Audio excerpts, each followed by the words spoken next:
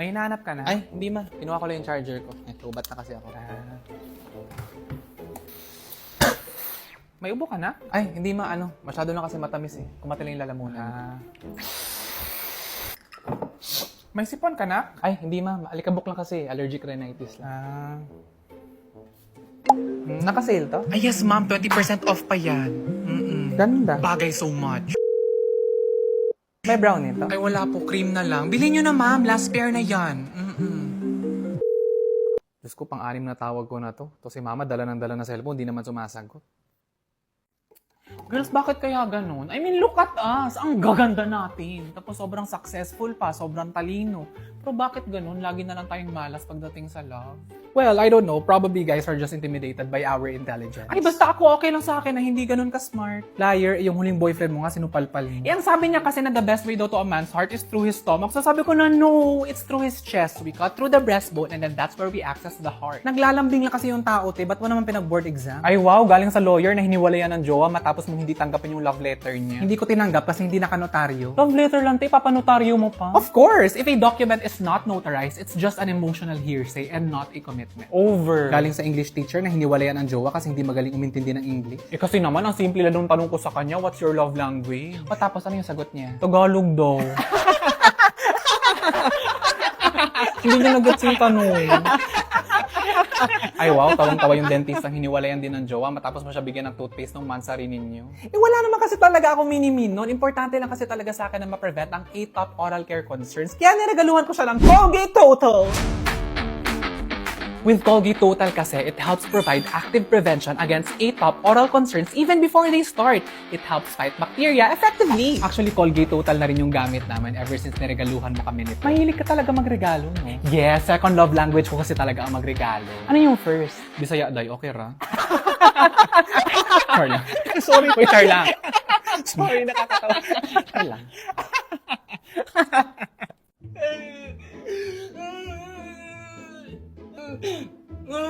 Uy, sige na, kausapin mo na yung pamangkin mo. Ha? Ba't ako kuya? Eh, anak mo yan. Mas alam mo naman yung mga pinagdadaanan ng mga Gen Z. Sige. Claire, what's the tea? Alam niyo, di ko alam yun. Tira! This guy that I like, he just ghosted me! Ghosted. Meaning, bigla na lang siya nawala man lang explanation. Tama, di ba? O tapos? Siya pa yung may ganang mang-ghost. I mean, no cap, tita ha? For real, for real. Hindi yung maganda yung drip niya eh. Akala mo kung sino siyang goat, lagi naman siya naka-skinny jeans. O tapos? Ayun, minessage ko yung dap account niya and I told him na he is a main character, breadcrumbing, gaslighter! Ay, you ate that. Ay, hala, alam niyo yung you ate that? Ay, hindi. Tinatanong ko if you ate that. Hingi sana ako. Sure, tita! Chicken Joy talagang instant joy ko. Sa dami na natikman ko, Chicken Joy pa rin ang paborito ko. Tama ka, pamangkin. For me, walang tatalo sa sarap at panalo din sa size. Kayo, bakit go to fried chicken nyo rin ng Chicken Joy? Let us know in the comment section. Hala, dilulo na siya. Ay, te, alam mo ba na nag-break na si Ken at saka si Eliza? Ha? Kailan yun? Oo, last week lang, during their vacation pa. So, ang nangyari is, for example, ako si Ken, andito si Eliza, magkatabi sila. Wait. Saan sila nagbakasyon? Sa beach. Okay, sa so, di ba beach. magkatabi sila, nandito Saang beach? sa Boracay. Okay, Boracay. Okay. So, habang magkatabi... Wait lang. Mga anong oras to? Mga 5:30 p.m. papuntang 6 p.m. Yes. Okay, so mga pa-sunset na. Oo. Oo. Tapos yung mga katabi sila, napansin ni Eliza na ganito Ay, wait lang. gumamit Question. By the beach ba sila nito habang nag-uusap sila? Yes, by the Okay, beach. okay. Na ganito gumamit ng phone si Ken. So, ito kasi, Wait. marami bang tao sa paligid habang Pero pwede nangyayari? ikwento ko muna. Ang dami mo namang unnecessary question. Ay, sorry. Visual chismosa kasi ako eh. Ha? Oo, yung parang kailangan ko yung mga little details talaga para ma-imagine ko talaga sa utak ko na para ba nandun talaga ako sa eksena habang nangyayari yun. Yung parang Oo, ganun. maraming tao nung time Okay, na yun. sige. So anyway, Tapos, nagduda rin si Eliza, di ba? Bigla niyang kinuha ang phone ni Ken. Tapos ayun, nakita niya, nakachat ni Ken yung ex niya na si Bea. Tapos may mga heart emoji, may mga I miss you, may mga kiss emoji. Okay ka lang, te? Hindi, okay lang, go. Kwento mo lang kasi buo na yung eksena sa utak ko. Na-imagine ko na, go. ganyan ka talaga? Guys, tulungan nyo naman ako. Paano ko ba sasabihin sa pamilya ko na parang ayoko na maging breadwinner? Ay hala, kawawa ka naman. What if daanin mo na lang sa mga parinig? Kunwari nagpo-phone ka, tapos biglang, ay hala, ang ganda naman ng quote na to. The family that pays together stays together. Ganon. Hindi ang pangit na suggestion mo, baka mag-away pa sila. Ganito na lang pre, since malapit na yung December, mag-suggest ka sa kanila na instead of exchange gifts, exchange responsibilities na lang. O di ba may thrill yun? Hindi mo alam kung ano yung mabubunot mong bayarin? So hihintayin niyo pa mag-December? Diretsuhin mo na lang kasi sabihin mo na, guys, chinek ko yung bank account ko, hindi na savings na nakalagay, save me na. Masyadong prank ka, te, baka ma-hurt sila. Mag-reflect ka na lang sa buhay habang andyan dyan sila, tapos sabihin mo na, ano ba yan? Ilang taon ko pang pinag-aralan yung math, subtraction lang pala magagamit ko. Ganon, subtle lang, pero may laman. Uy guys, hindi sa ano ha, kasi ako breadwinner din naman ako pero bukal sa loob ko yun at saka ako mismo nagpresenta. Pero sa mga araw na kailangan magtipid, I honestly tell them naman. Naku, buti na nga lang nasa tipid days, may Jolly Meal Savers. Oo, kasi alam niyo ba na with 99 pesos lang, pwede ka na mamili sa One Piece Chicken Joy with drink, Jolly Spaghetti with fries and drink, at ang new One Piece Burger Steak with double rice and drink. Pansin ko rin na mas malaki na ang patty at more sauce pa, kaya swak sa double rice. For me, this is also my busog sa sulit sarap meal, ang Jolly Meal Savers. Naks! Guys, salamat sa mga suggestion ninyo ha. Kakausapin ko na yung asawa at saka anak ko mamaya. Bakit? Akala naman ang topic is mga magulang mo at saka mga kapatid mo may trabaho na rin. Akin na nga yan. O ba't mo kinuha? Para to sa mga nagtitipid at handang harapin yung responsibilidad nila sa pamilya. Pasok ka lang, te. Ma, yung workmate ko, tambay lang daw muna siya dito sa atin habang wala pa yung sundo niya. Hi, tita. Good afternoon po. Ay, hello. O anak, ano na? Kailan mo ibibigay sa akin yung sweldo mo? Ay, hala. Kumaka-pressure naman dito sa kaibigan ko na buhayin ang buong pamilya nila. Eh, Diyos ko, ba't nila iasa lahat sa kaibigan ko? Ang dami-dami nila dito sa bahay. Ito kasi kaibigan mo, masyadong gastador. Kakarating pala ng sweldo kung ano-ano na yung binibili. Kaya kino-convince ko na ibigay sa akin yung portion ng sweldo niya para i-invest ko sa stocks. Ah, ay hala, sorry. Ang judgmental ko naman sa part na yun. Malay ko ba? Nak, pagsabihan mo nga tong ate mo, nakita ko nag-post na naman ang picture ng apo kong si Luigi na suot-suot yung pink na shorts. Ay wow, 2025 na ganung mindset pa rin. Apaka-boomer naman. Sino ba kasi nagsabi na pag blue lalaki lang pwede magsuot tapos pag pink pambabae lang? Lumang-luma na kasi tingnan. 4 years ago ko pang regalo sa apo ko to. Kung gusto niya, bibilang ko ulit yung apo ko ng bagong shorts, pink ulit. Ay hala, yung lolo pala nagbigay, sorry. Girl, stop na siguro sa pang-judge. Mom, wala ba tayong iced coffee dyan or juice man lang? I wanna have some refreshments eh. O eto, sure na to. Moment ko na to. Hoy, konyong tamad!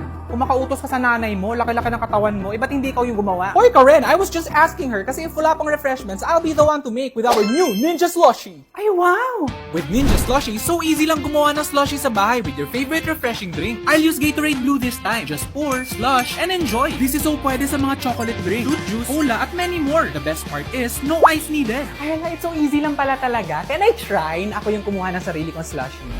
OMG, she's like so epal. Ngayon nga lang siya nakapunta dito, napaka-komportable niya na. Ako lang ba or para ang dami niyang split ends? Hindi. Sige, pupuntahan ko yan. Hindi, try mo doon. Masarap ang pizza nila doon. Tapos minsan nagbabuy one take. Ay, hala. Nalaglag. Wait lang mga gems. Bakit may 5-second rule? Ay, 5. Malinis pa yan, te. Wala pa namang 5 seconds. Kunin mo agad. Sayang naman. 3, 2. Ayan, napulot ko agad. Ay. Pwede pa to, wala pang 5 seconds. Te, malinis pa yan. Ilang seconds na lang. Hindi na lang talaga binigay sa atin yung mga germs. Kakarampot na nga lang yung nahulog eh. Kairita ha. Sarap. Sugod mga langgam! Ay wait, baka langgamin pag iniwan ko lang dito. Ay, kainis! Ano ba yan? Ang damo? Paano na ngayon yan, master? Pinatong niya na sa lalagyan na may tubig. Oo nga, wala pa naman sa atin yung marunong lumangoy. Malulunod tayo dyan. Sige lang, balang araw magsi-swimming lessons din tayo.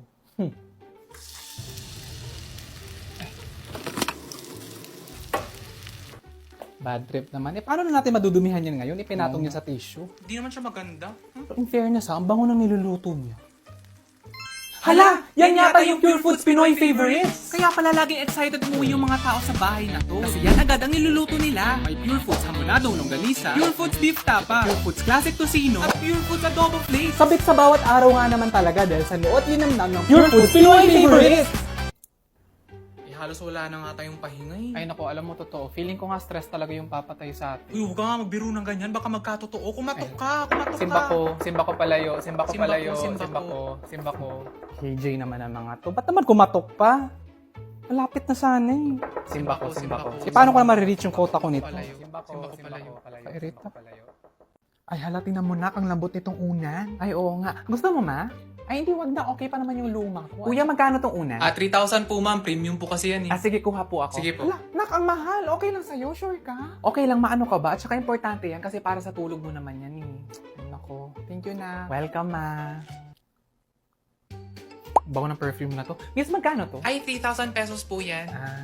Parang nagbayad na rin ako ng 1 month na kuryente. Sige, next time na lang, sayang. Kasi ang gusto ko sana is heart-shaped na bottle. Ay, parang meron. Check ko sa likod. Wag na, feeling ko wala. Ay, wow, decision. Anyway, thank you talaga sa time mo, Tea. Inabot na tuloy tayo ng 2 hours kakapakinig mo na sa mga problema ko. Ano ka ba, okay lang? Alam mo naman na pagkaibigan ko, package deal na talaga yung free therapy sessions. Makikinig lang ako sa'yo kahit ilang oras pa yan. You can always reach out to me. Thank you, Te.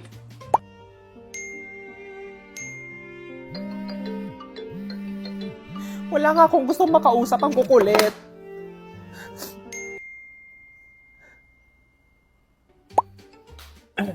Uy pa, ano? Masama pa karamdam mo? Anong masakit sa'yo? Kailan pa yan? Nag-check ka na ba ng temperature? Gusto mo ng face mask? Ay, masakit na yung lalamunan ko na. So, hintayin mo pa maging sore throat? Di ba nga dapat pa? Nagbabactidol gargle agad? O wala ka rin excuse kasi meron din tayong Bactidol soothing lozenges for that on-the-go relief. Wala na akong sasabihin. Nasabi mo na lahat eh. Pa naman eh, alam mo naman na ayaw ko may nagkakasakit sa inyo dito kasi parang nagpapanik ako. Yung ganitong panic talaga. Uy, ate, ano nangyari sa'yo? Ang putla-putla mo na. Ano, magpa-check up na tayo? Oo kaya ko pa. Itutubig ko lang. Ha? Sigurado ka ba? Kasi pwede naman kitang samahan eh. May malapit na hospital dyan. Mas malapit yung water dispenser oh. Ilang hakbang na lang. Ay, hala, tinitiis niya talaga.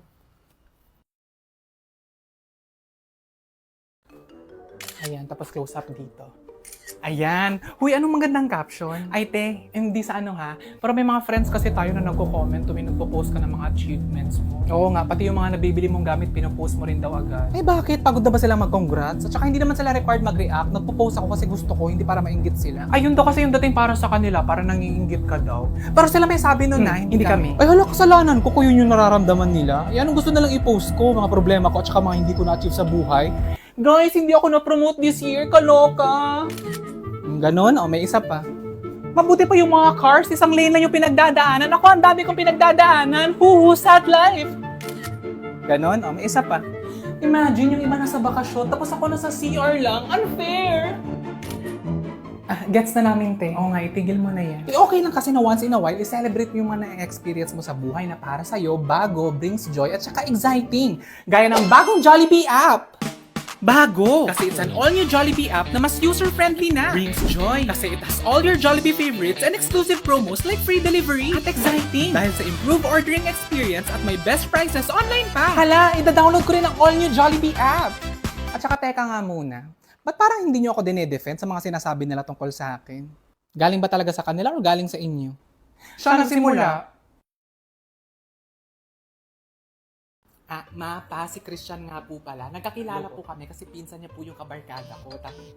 Ay hala, andyan na po yung parcel ko sa baba. Kakunin ko lang po ha. Kausapin niyo lang si Christian. Sige na, kami na yung bahala. Hello, kuya. Yes po, pababa na po ako. Ako yung nakadress na maganda.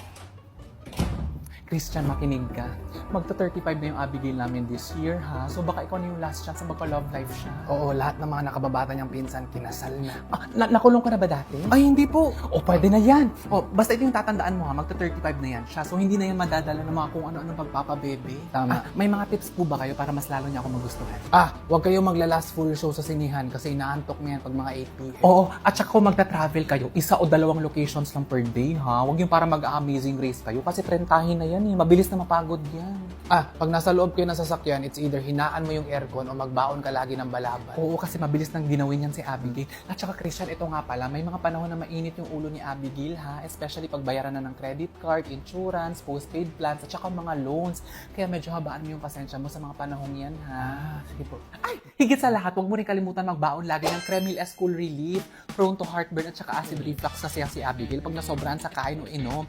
Liquid format naman to at mabilis ang relief in as fast as 1 minute. Masarap pa. Meron din namang Kremil S Advanced in chewable tablet form. It provides relief for up to 12 hours. Both provide relief para sa heartburn at saka acid reflux, so the choice is yours. Salamat po sa mga tips. At saka mahal na mahal ko po yung anak ninyo. Ayaw ko yung nasasaktan yung puso niya. Ay, hindi naman sensitive yung anak namin. Oo nga, mas mabilis pang sumakit ang tuhod at saka likod niyan. Sige po.